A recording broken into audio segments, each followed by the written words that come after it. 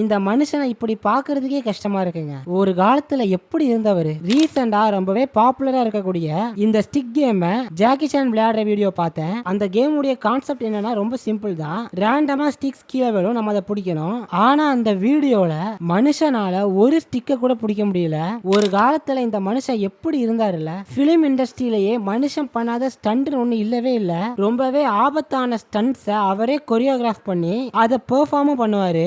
மூவிஸ்ல stunt divisions அப்படின்னு ஒன்று இருக்கு. அதுல பேசிக் ஸ்டண்ட், லைட் ஸ்டண்ட், கடைசியா மேஜர் ஸ்டண்ட்ஸ், இப்படி 3 கேட்டகரி இருக்கும். இப்போ உதாரணத்துக்கு டாம் க்ரூஸ் எடுத்துக்கிட்டீங்கன்னா அவர் பேசிக் ஸ்டண்ட்ஸ்லயும் லைட் ஸ்டண்ட்ஸ்லயும் 100% அவரே பண்ணிடுவாரு. ஆனா மேஜர் ஸ்டண்ட்ல 95% டாம் க்ரூஸ் பண்ணாலும் ஒரு சில ஷாட்ஸ், அதாவது மீதி 5% ஸ்டண்ட் டபுள்ஸ் வச்சு தான் எடுப்பாங்க.